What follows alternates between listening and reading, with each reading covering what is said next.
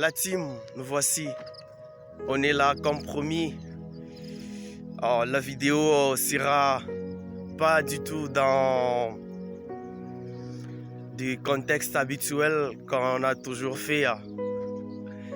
C'est une vidéo qui sera si spéciale, si particulière. Il n'y aura pas beaucoup de travaux montage qui seront faits à fond. Certes,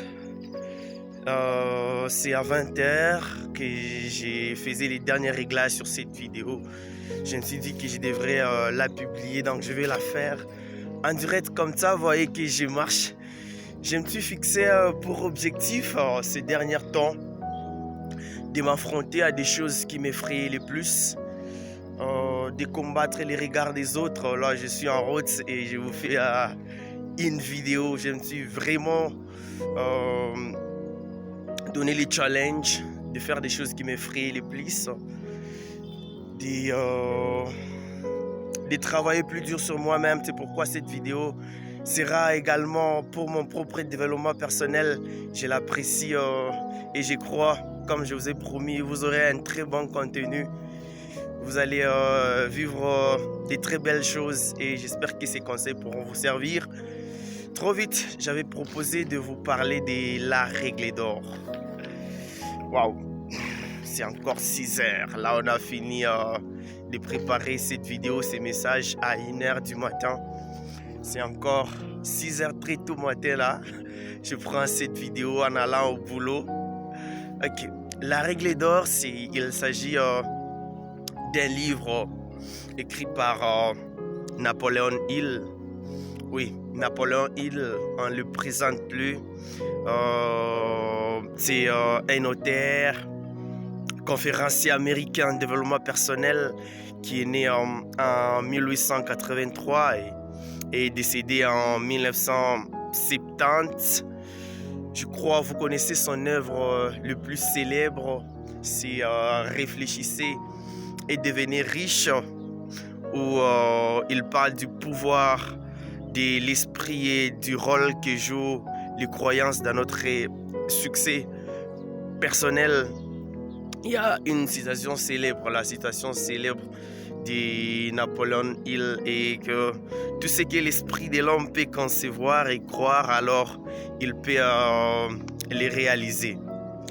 De ce fait, nous allons aussi croire ensemble avec vous que tous les rêves sont possibles de les accomplir et que rien ne pourra dépasser la capacité de l'homme à transcender les péripéties, même pas les difficultés qui nous arrivent. Alors, c'est avec beaucoup de plaisir que je vais vous parler de ces livres, la règle d'or. Je crois que ça ne sera pas du tout tous les points que je vais essayer de toucher, mais je vais faire les nécessaires. Comme Gabriel Attal l'a dit, c'est le nouveau Premier ministre aux États-Unis, en France. J'y arrive, le plus jeune Premier ministre de l'histoire de la France.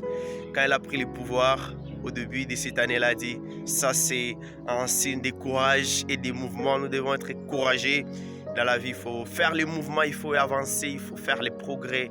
Ça dépasse vraiment tout. La première partie, le premier point de cet ouvrage parle que nous sommes ce que nous méritons. Nous sommes ce que nous méritons. Voilà.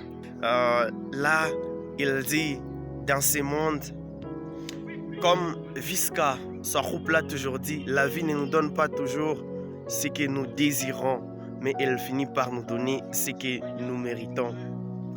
C'est le principe qui parle de ce que l'homme aura sémé, il le moissonnera. Alors, toute la règle d'or dont parlent ces livres traite du fait que ce que l'homme aura sémé, fais aux autres ce que tu désires qu'ils fassent pour toi. Et ce que tu ne souhaites pas que les autres fassent pour toi, ne le fais pas pour les autres. Nous sommes dans un monde régi par des lois. Il y a des lois immuables, des lois qu'on ne peut pas changer. Si vous parvenez à aider les autres aussi pourront vous aider. Si vous êtes gentil avec les autres, ils seront également gentils envers vous. Ça, c'est la première loi. Nous produisons des bonnes choses. Le monde, l'univers nous donnera les bonnes choses. La seconde loi traite du fait qu'il n'y a pas de succès sans le bonheur. Nous courons tous derrière le succès. Nous voulons atteindre la perfection. Nous voulons être des personnes à succès, des personnes qui inspirent. Néanmoins, comme nous le savons, dans ces livres, j'ai apprécié ces principes. Il n'y a pas de succès sans bonheur. Voyez, dans notre entourage, dans notre société, il y a des personnes qui souhaitent tellement atteindre le succès. Et remarquez leur vie. Si ces gens-là n'aident pas les autres aussi à être heureux, si vous êtes là seulement que pour lutter, pour réussir et jamais vouloir le bonheur, je crois, vous allez être comparé à cette personne dont le cœur n'est plus empathique. La personne ne pense qu'à lui-même. Nous allons faire ça, nous allons vouloir le bonheur des autres. Tous les grands leaders, les personnes à succès en parlent. Si tu veux être heureux, rends les autres heureux. Je crois que vous le savez, les John C. Maxwell, les Oprah Winfrey, Elon Musk, c'est parce qu'ils contribuent à la vie des autres. C'est pourquoi ils sont payés si cher et ils deviennent si puissants, si heureux, parce qu'ils le font avec plaisir. L'idéal de faire tout ça, l'idéal de rendre les autres heureux, c'est qu'en retour, comme nous l'avons dit, l'univers est régi par des lois. L'univers est régi par des principes. Et ces principes sont immuables. Personne ne pourra les changer. En retour, nous en aurons aussi. Une citation sur le bonheur il dit toujours: le secret du bonheur est de faire ce que tu aimes, alors que le secret de la réussite est d'aimer ce que tu fais. La troisième loi, là c'est pas facile, comprenez, on marche, on est en mi-chemin, on vous fait la vidéo, comme nous l'avons dit, c'est un signe d'audace. Il y a des hommes de part et d'autre, donc des fois on est distrait, on regarde à gauche, on regarde à droite, mais c'est un signe d'audace. Je me suis dit, je me suis fixé ce challenge moi-même, de le faire pour vous, de prendre cette vidéo. Je crois que le message arrive, le message vous touche. La troisième loi tirée de ces livres, c'est la loi de la compensation, la loi d'attraction. C'est quoi cette loi? Donc nous sommes comme une sorte d'aimant. Tout tourne autour de ça. Et l'aimant que nous sommes, c'est nous-mêmes qui savons la matière. La matière là, elle est constituée d'une bonne personne, la personne avec une bonne attitude ou bien avec une mauvaise attitude. C'est ça. C'est comme la loi de la vibration. Bob Proctor, ce sont les grands métaphysiciens de ce monde. Ils parlent que nous sommes comme en quelque sorte comme des éléments. Nous attirons des bonnes personnes ou des mauvaises personnes vers nous sur base de nos actes. Veux-tu attirer des bonnes personnes? Sois d'abord une bonne personne. Il y a toujours une citation qui a toujours dit: il nous faut être les changements que nous souhaitons voir prédominer dans notre entourage. Si souvent nous exigeons beaucoup des autres, nous voulons que les gens changent. Nous voulons que les gens deviennent gentils envers nous, qu'ils deviennent sympas, qu'ils deviennent des personnes qui nous écoutent, alors que nous-mêmes, nous ne les écoutons pas. Cette loi nous dit toujours: le succès n'est pas quelque chose qu'on poursuit, mais quelque chose qu'on attire en devenant une meilleure version de soi. Oui, maintenant, la question sera de se poser: pourquoi faire tout ça? Quel est le résultat d'appliquer la règle d'or? Quels sont les effets d'appliquer tout ceci? Quel est le but au final? Quel est l'idéal d'appliquer la règle d'or? Être honnête avec les autres, être intègre avec soi-même, être honnête.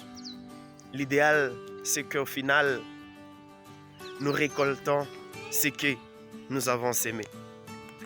Tout ce que nous faisons pour les autres, cela nous revient toujours d'une manière ou d'une autre. Tout ce que nous faisons pour les autres, cela finit par nous revenir. Et nous ne voulons pas être ces personnes qui au final...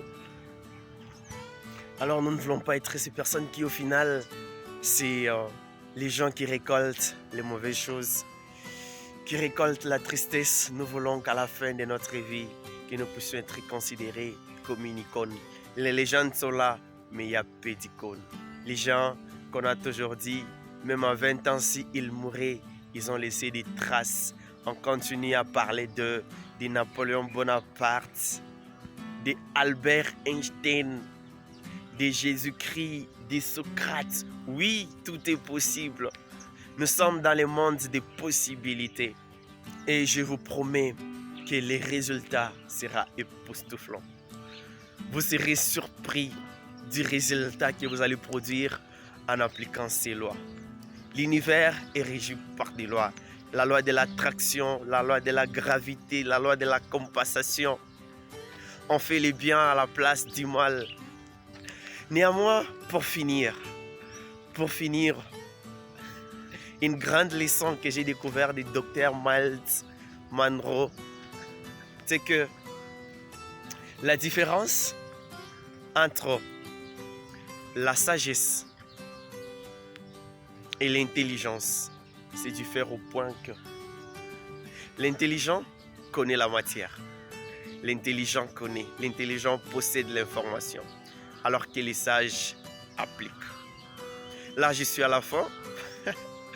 Waouh, ça n'a pas été facile être en présence des gens, prendre sa caméra, on s'étonne, on te regarde, on t'observe. Mais je l'ai fait pour moi-même, pour mon propre bonheur, pour m'affronter à des peurs, à mes émotions, à des choses qui m'effraient le plus. Je l'ai dit, quand Gabriel Attal a pris le pouvoir en France, il a dit « Ceci est un signe d'audace, est un signe de courage, est un signe de mouvement. » Walt Disney l'a toujours dit, pour vos rêves, si vous pouvez les rêver, vous pouvez le faire. Comme d'habitude, ne vous découragez jamais dans la poursuite de vos rêves. On s'abonne, on like et on partage la vidéo au maximum.